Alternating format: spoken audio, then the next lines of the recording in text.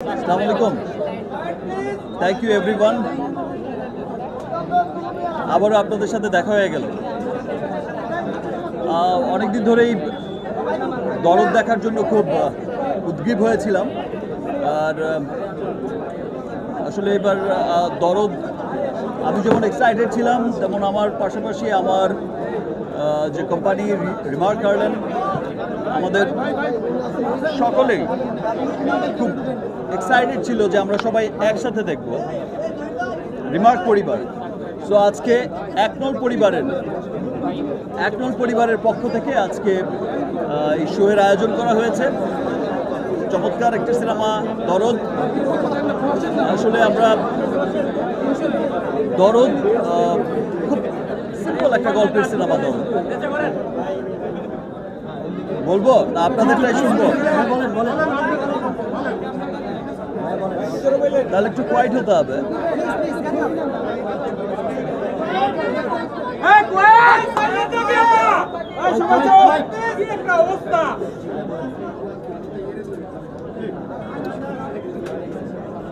আপনারা দেখেছেন তো দরদ? ভালো লেগেছে?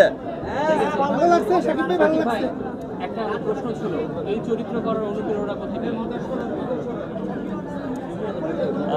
চরিত্রটা ভালো লেগেছে? ভালো লাগছে শাকিব ভাই। এখানেই সার্থকতা।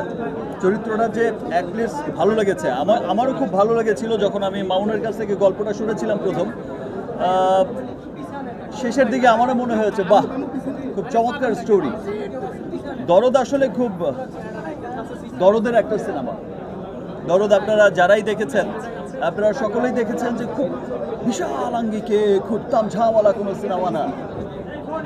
খুব বিশালত্ব এখানে নেই, কিন্তু ছবি দেখতে দেখতে দেখতে ছবির শেষ সময় যখন চলে আসে, মনের অজান্তেই কিন্তু চোখের কোণে পানি জমে যায়।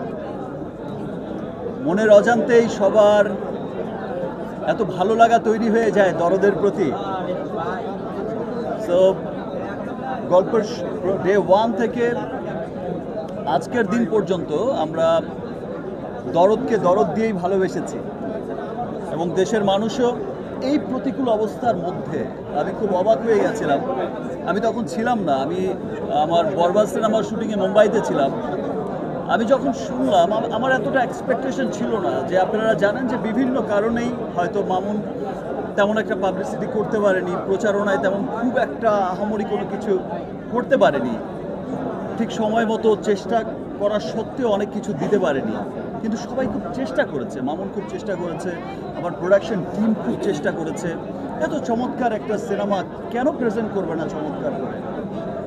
আমরা সকলেই খুব শঙ্কিত ছিলাম যে দেশের এই সিচুয়েশনে আসলে সিনেমা দেখার মুডে মানুষ কতটা আছে, বিনোদনের জন্য মানুষ কতটা উদ্গ্রীব হয়ে আছে, বা সিনেমা দেখতে কতটা আসবে বা কেমন লাগবে। বাট আমি যখন শুনলাম বা আমি দেখলাম পরের দিন সোশ্যাল মিডিয়াতেও যে ফার্স্ট ডেতে 2024-এর হাইয়েস্ট কালেকশন, হাইয়েস্ট ওপেনিং ছিল হচ্ছে দরদের।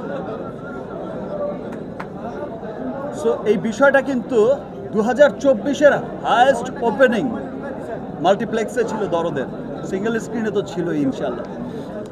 তো এটা দেখে কিন্তু মনে হয়েছে যে না, দেশের মানুষ, আমার দেশের সিনেমাকে সত্যি অনেক ভালোবাসে। আমার দেশের মানুষ আমাকে অনেক ভালোবাসে, আমার দেশের সিনেমাকে ভালোবাসে।